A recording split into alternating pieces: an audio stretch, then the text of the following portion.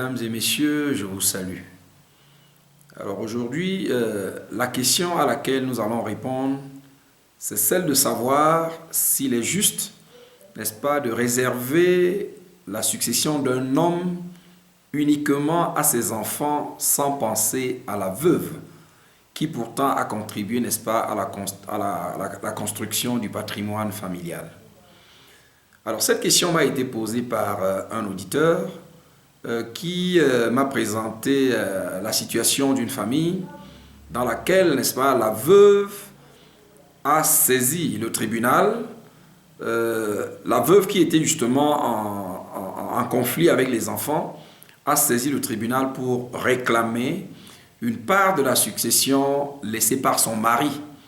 Mais contre toute attente, n'est-ce pas, sa demande a été rejetée et la succession a été répartie pour la totalité au profit des enfants, confinant la veuve à un droit d'usufruit, n'est-ce pas, dont la mise en œuvre aujourd'hui est devenue difficile parce que le jugement en réalité est rendu depuis 2015 et vous voyez, ça fait aujourd'hui près de 10 ans. La mise en œuvre de l'usufruit est rendue difficile parce que justement, à la fin, la veuve n'a pas grand-chose, malgré le fait que les enfants, n'est-ce pas, se sont organisés pour essayer d'exécuter cet usufruit-là par équivalent, c'est-à-dire en espèces. C'est vrai qu'elle a conservé le domicile que lui a laissé son mari, mais par rapport à la fortune que le mari a laissée, l'usufruit qu'elle obtient aujourd'hui ne vaut rien, alors que c'est un mariage qui a duré 37 ans, n'est-ce pas, pendant lesquels elle s'est déployée aux côtés de son mari à constituer ce patrimoine-là. Alors, la question qui est posée révèle en réalité une ignorance de la part de beaucoup de veuves camerounaises.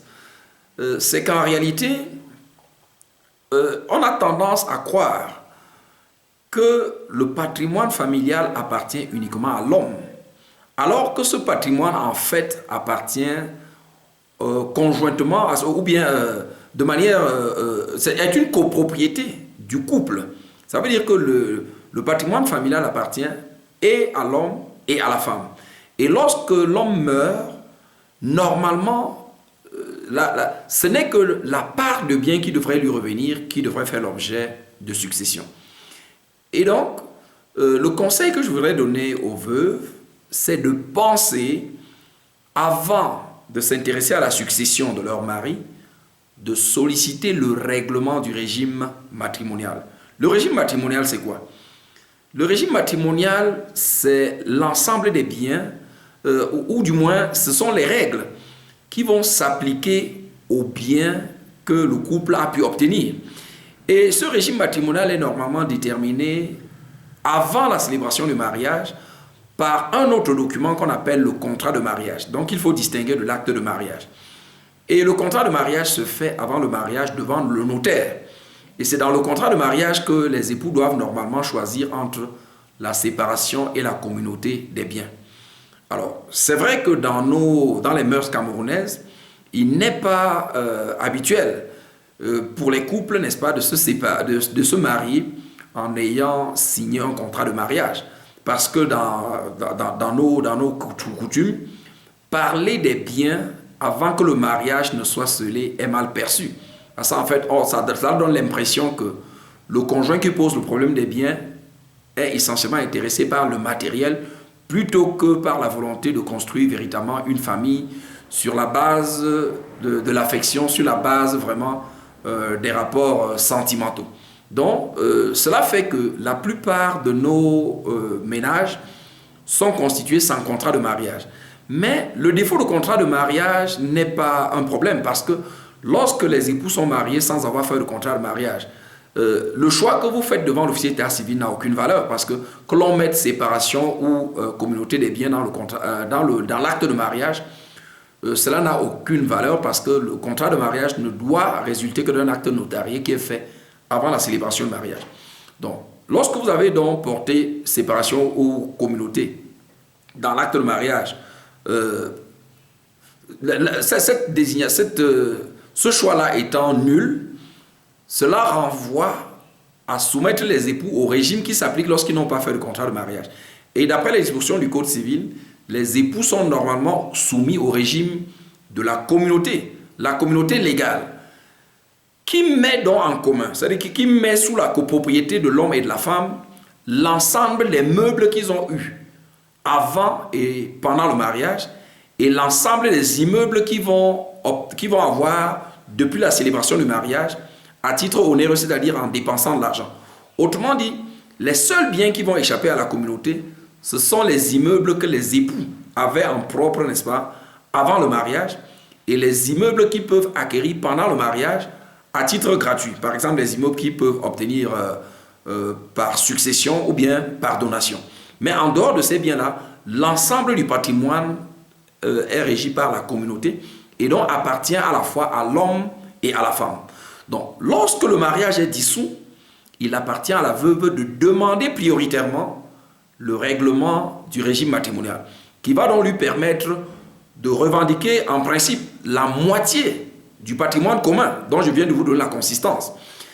C'est vrai qu'aujourd'hui, ce qu'on appelle la jurisprudence, les décisions de justice camerounaise n'appliquent plus exactement la lettre du Code civil qui commandait que l'on répartisse la masse commune dans la proportion de 50% pour l'homme, 50% pour la femme.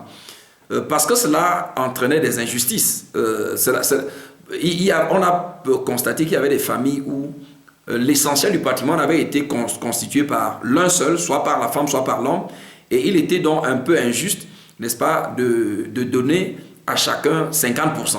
Donc la jurisprudence a un peu évolué, a un peu modifié, n'est-ce pas, les dispositions du Code civil pour adopter le régime de la communauté sous condition de participation. Ça veut dire que la masse commune qui reste la même, celle que je viens de vous indiquer, est répartie entre les deux conjoints en fonction du niveau de contribution de chacun à la constitution de ce patrimoine-là.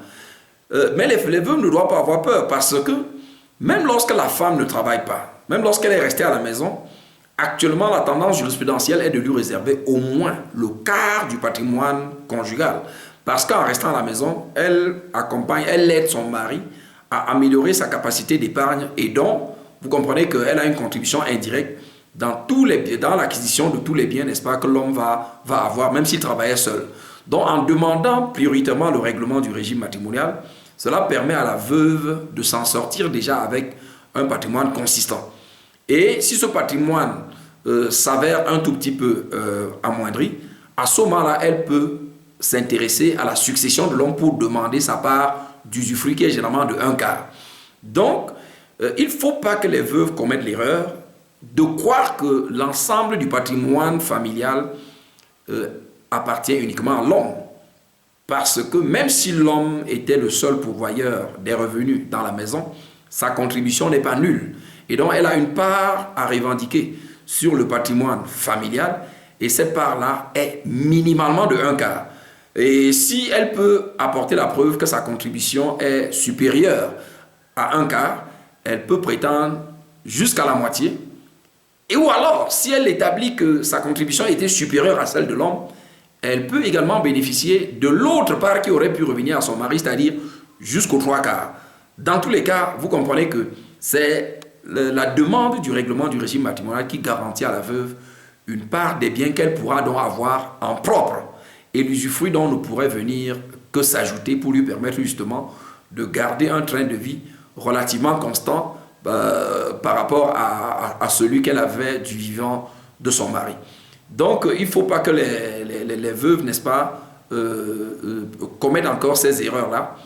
Il faut demander préalablement le règlement du régime matrimonial avant de soumettre sa part d'usufruit. On peut reprocher au juge, n'est-ce pas, de n'avoir pas de sentiment. Mais vous savez, en matière de procédure judiciaire, il y a des règles qui s'imposent au juge et qui lui interdisent, par exemple, de se substituer aux parties pour modifier leur demande. Donc, lorsque la veuve ignorante vient demander directement, n'est-ce pas, sa part successorale, mais le juge est obligé de ne répondre qu'à la demande qu'elle a présentée. Donc, si elle a omis de soumettre la demande du règlement du régime matrimonial, le juge ne va pas se substituer à elle. Parce que s'il le faisait, vous voyez, la décision qu'il va rendre va être réformée plus loin, parce qu'on va lui imputer, n'est-ce pas, d'avoir statué ultra ou extra petita. Et vous voyez, finalement, il n'aura pas rendu service à la femme. En tout cas, comprenez que les règles de procédure imposent au juge de se limiter uniquement aux demandes qui ont été soumises et de les apprécier au regard des règles, n'est-ce pas, qui sont en vigueur. Et donc, je pense que les veuves tireront, n'est-ce pas, les leçons de cet exposé que je viens de faire pour savoir désormais, n'est-ce pas, présenter leurs prétentions lorsque leur mari vient à décéder, en demandant d'abord le règlement du régime matrimonial avant, n'est-ce pas, de voir l'opportunité de soumettre une demande relative à la succession de leur mari, à laquelle la veuve ne peut normalement prétendre qu'à un droit d'usufruit, n'est-ce pas, limité à la proportion de 1/4. Et lorsque nous parlons d'usufruit, c'est les revenus que les biens laissés par le mari sont susceptibles de générer. Ça veut dire que si le mari a laissé un immeuble qui peut produire par exemple un loyer de 100 000 francs à chaque mois, l'usufruit de la veuve, ce sera de 25 000. Mais l'immeuble reviendra aux enfants parce que ce sont eux qui sont les héritiers, n'est-ce pas, du mari. La femme n'est pas héritière en tant que telle. On appelle qu'elle est héritière illégitime. Les héritiers légitimes, ce sont les enfants. C'est eux qui ont droit à la propriété des biens. La veuve, par rapport à la succession de son mari, ne pouvant prétendre qu'à un droit d'usufruit. Alors, j'espère que je me suis bien fait comprendre. Si vous aimez nos contenus, n'est-ce pas, likez, commentez, partagez, mais surtout, abonnez-vous pour ne rater aucun de nos contenus. Et si vous êtes, n'est-ce pas, sensible à cette initiative, n'est-ce pas, d'éducation des masses, de construction, n'est-ce pas, d'une citoyenneté républicaine, n'est-ce pas, vous pouvez nous soutenir, n'est-ce pas, en nous joignant aux adresses, n'est-ce pas, qui vont vous être données à la fin de ce vidéogramme. Bonne journée à nous, que Dieu nous garde. Merci beaucoup.